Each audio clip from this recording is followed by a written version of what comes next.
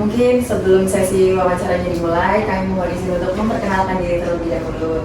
Saya sendiri Safina Azahra dari Prodi Ilmu Olahragaan Angkatan 2025, dan di sini tentunya bersama rekan-rekan kami. Saya Amelia Karatina, sama dengan Mbak Safina ya, dari Ilmu Olahragaan semester 4 sekarang.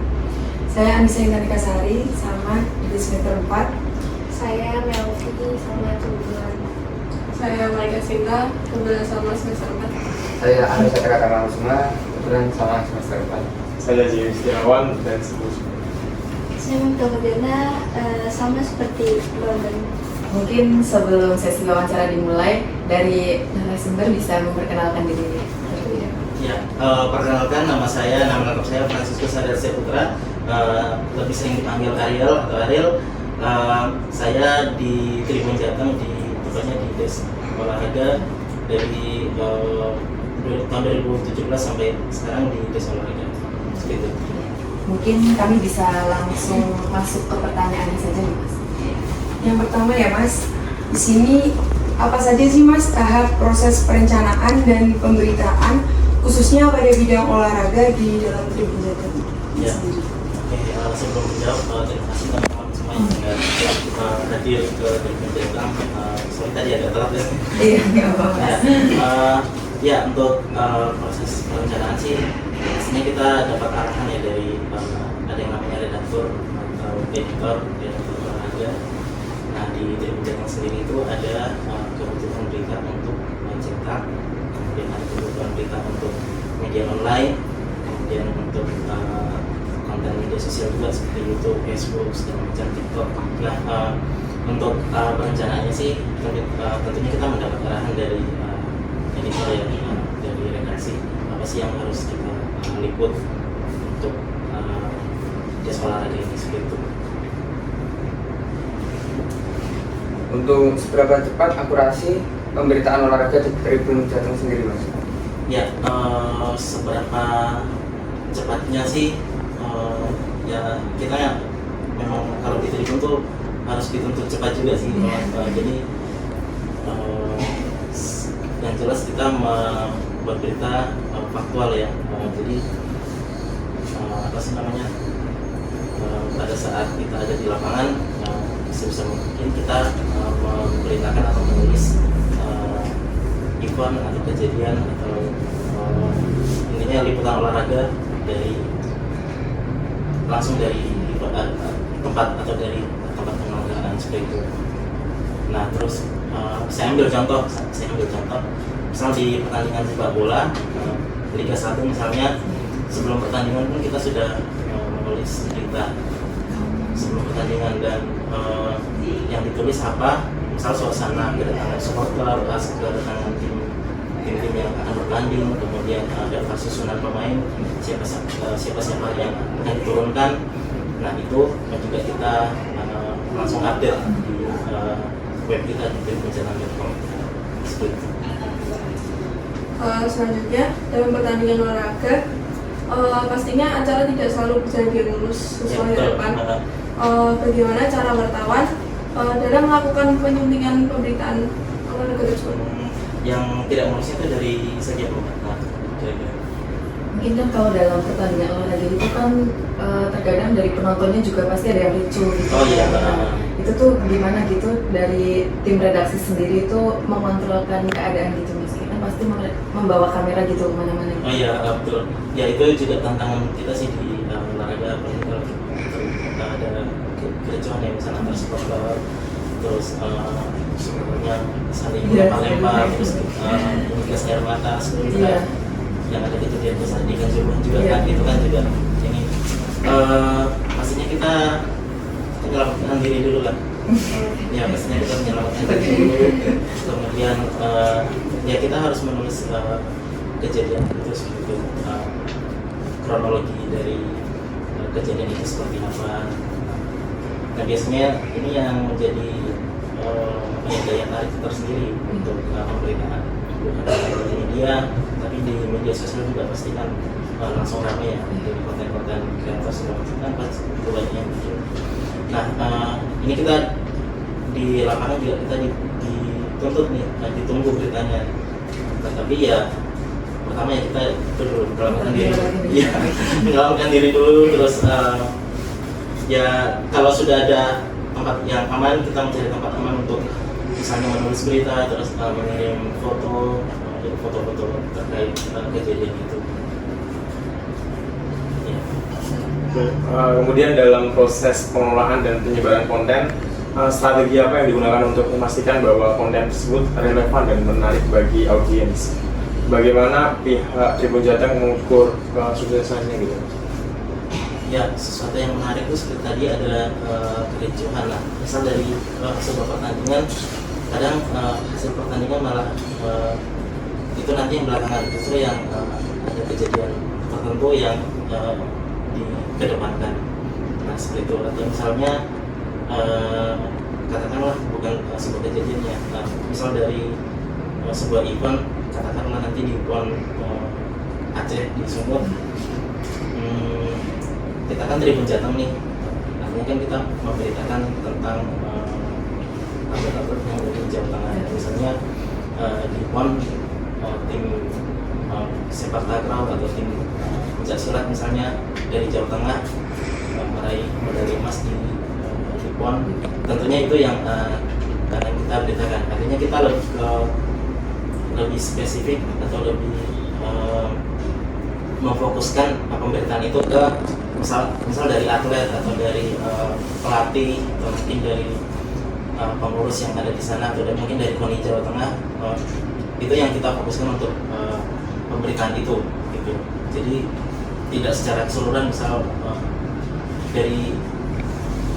dari apa namanya, dari namanya gimana ya, ya namanya artinya kita fokus untuk memberitakan tentang atlet-atlet yang dari itu. Kalau di desa olahraga sih gitu. Jadi ada sorotan tersendiri gitu? Ya ada sorotan, kita menyorot untuk yang khususnya kebutuhan kita juga. Nah, dan itu juga tentu akan menarik perhatian dari pembaca-pembaca kita yang ada di Jawa Tengah seperti itu. Seperti itu, mungkin ada yang kurang masuk ke itu ya. Tadi kan sempat itu juga untuk berkomunikasi dengan atlet dan pelatih Jawa Tengahnya tuh modelnya tuh dari tim Tribun Jateng itu bagaimana? Itu kita di lapangan sendiri sih. Ya bagaimana pendekatan seorang jurnalis di lapangan aja sih. Jadi bukan arahan dari kantor ya, apa ya, soft skill kita bagaimana pendekatan kita dengan pelatih, dengan atlet, dengan keluarga atlet juga.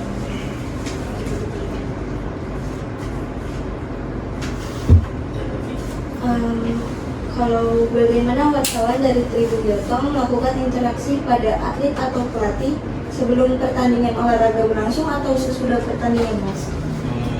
Interaksi sih, ya kalau misalnya di sebuah event sesudah pertandingan ya, karena biasanya kita disediakan jumpa pers itu setelah pertandingan. Jadi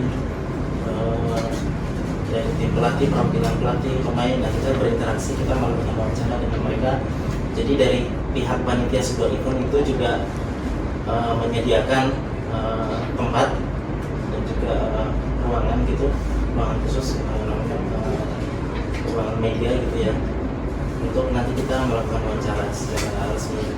Nah, memang di event-event resmi itu memang akan ada seperti itu, mulai dari misal event dari Pro Liga misalnya, kemudian Liga 1, basket itu pasti ada semua, misalnya terus event Piala Dunia, gitu-gitu pasti ada. Berarti dari tim redaksi Tribun Jateng itu sendiri pastinya kan ini ya, kalau saat di lapangan itu kan pasti akan mewawancarai audiens gitu atau penonton. Itu gimana? Apakah dari tim redaksi itu memiliki kriteria khusus terkait audiens yang akan diwawancari atau hanya sekedar oh ini ada penonton gitu? Jadi apa gimana? Oh ya pasti ada kriteria, Mbak. Misal kita ambil contoh pertandingan PSIS Semarang. Misal PSIS Semarang sedang bertanding di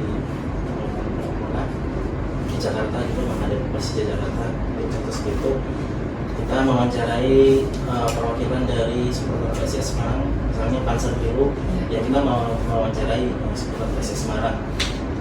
Lebih baik atau lebih bagus kalau misal kita bisa mewawancarai dari ketua mereka atau pengurus mereka, atau ada hal unik nih, misal dari Semarang naik sepeda ke Jakarta untuk mendukung PSIS Semarang, contoh ya, contoh seperti itu. Nanti juga kan hal unik ya, atau misal dengan timnas Indonesia ada yang badannya dicat secara keseluruhan, ini kan menarik. Nah, kita mengambil sisi ini untuk kita beritakan. Jadi untuk bisa menambah boom dari berita itu. Iya betul, jadi kita juga membantu mereka untuk viral juga. Kemudian untuk media massa itu sendiri, apakah mempunyai dampak tertentu terhadap olahraga? Maksudnya kayak dampak positif dan negatif media massa, khususnya Tribun Jateng, terhadap mungkin kepopuleran olahraga di Indonesia ataupun olahraga secara umum.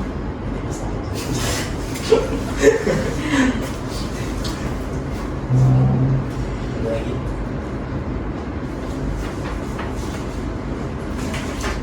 Mungkin sebelum sesi ini selesai, kami ada beberapa komponen untuk mendukung penelitian kami di Mitra Tribun Jateng ini. Itu nantinya akan ada beberapa poin-poin yang harus kami ambil dokumentasi terutama. Kami bacakan dulu. Berarti untuk di Tribun Jateng sendiri itu pastinya mempunyai visi dan misi nih. Terus untuk keberadaan jurnalis olahraga itu, sistem informasi kepegawaian perusahaan media itu juga pasti memiliki sistemnya tersendiri. Iya pasti. Lalu untuk di Tribun Jateng sendiri itu pastinya memiliki ruangan gitu, perangkat sama peralatan kerja itu juga diinventariskan, atau kalian memiliki ruangan tersendiri khusus gitu? Kayaknya cocok pertanyaan ini Mas Tama. Dia lebih ke pembangunan yang itu. Serius. Berarti untuk ini Langsung ke Mas Tama aja. Ada lagi atau tak tambahin aja, misal kita lagi meliput sebuah pertandingan olahraga, jasa olahraga itu kan lebih banyak event ya. Event misalnya event apa, event PON atau apa, Piala Dunia segala macam. Nah kita wartawan terus kita bisa meliput, jadi memang ada persyaratan khusus. Misalnya nih, kita harus mendaftar, jadi mereka menyediakan calon pendaftaran sendiri, dan itu pun tidak semua dibatasi. Misal dari Tribun Jateng, satu media, satu reporter, satu fotografer. Jadi bukan serta-merta karena kita punya ID card Tribun Jateng terus kita meliput sebagai peluang, itu nggak bisa. Kayak Liga 1, kalian tahu Liga 1 ya? Liga 1 tuh nggak semua, kalau kita punya ID card dari media kita itu terus kita masuk itu nggak bisa. Jadi kita harus mendaftar dulu di awal musim ke PT Liga Indonesia, yaitu operator kompetisi mereka. Kita harus punya ID card kita sendiri. Jadi kita harus ada ID card sendiri, terus ada ID card dari media sendiri. Misal dari Prodiga juga kemarin, atau Prodiga ya, Proli. Kita juga tuh harus mendaftar dulu, kita harus punya ID card khusus, baru kita bisa masuk, dan itu bahkan lebih ketat lagi, dia pengamalannya lebih ekstra ketat. Berarti nanti dalam penulisan beritanya itu di tempat atau setelah pengambilan liputan? Bebas sih, bebas. Nah, jenis-jenis atau penulisan berita sendiri di setiap event olahraga itu pasti beda ya Mbak ya. Kalau misal kita meliput voli, habis set 1, set 2, set 3 itu kita tunggu dulu nih hasil pertandingan baru kita tulis. Beda misalnya kalau kita di sepak bola, itu bahkan babak pertama saja belum selesai kita sudah bisa menulis berita. Babak pertama gol dari Septian David Maulana mencetak gol ke gawang Arema atau apa, itu kita sudah jadi sebuah berita. Kalau misal di sepak bola. Tapi kalau misal basket, terus badminton, volley itu biasanya setelah selesai pertandingan. Setelah selesai pertandingan ada tantangan sendiri sih setiap ikut event apa. Itu tergantung cabang olahraga yang diikuti. Tergantung cabang olahraga. Nah, termasuk juga nanti di PON itu di PON juga itu nggak semua wartawan kita berangkat ke sana. Jadi kita harus mendaftar dulu di KONI Jawa Tengah. Setelah di KONI baru mereka menyeleksi dan apakah kita oke untuk bisa berangkat ke sana atau tidak, karena misalnya kita ke Aceh itu kan bukan berangkat sendiri, jadi kita ada kayak mitra gitu loh. Jadi penilaian datang itu istilahnya kayak memberikan undangan gitu untuk memberikan undangan untuk ikut kita yuk ikutan ke Aceh nih. Atau seperti kemarin juga di Porprov itu bukan olahraga provinsi, kemarin di Pati ya, itu juga kita modelnya bukan dari Tribun Jateng yang menugaskan ke sana, tapi dari KONI sebagai penyelenggara atau sebagai panitia itu mengajak kita ikut ya liputan ke Pati nih, gitu. Seperti itu. Jadi di pihak Tribun Jateng itu memiliki pihak sponsor tersendiri. Bukan sih, bukan sponsor, itu bukan sponsor, jadi kayak bukan partner juga. Jadi lebih ke kitanya di lapangan sih, Mbak. Jadi KONI Jateng untuk memberitakan lewat media apa itu biasanya dia lebih banyak ke ngubungnya ke kita di lapangan, kita jurnalis. Lebih kalau untuk ke media sih mungkin kalau dia pasang iklan ya, tapi enggak semua media seperti itu.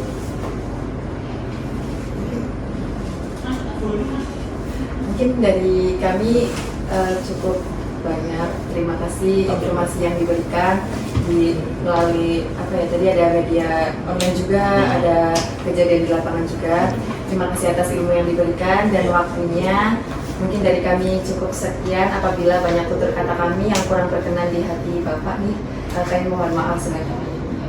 Mungkin dari kami itu saja. Wassalamualaikum warahmatullahi wabarakatuh.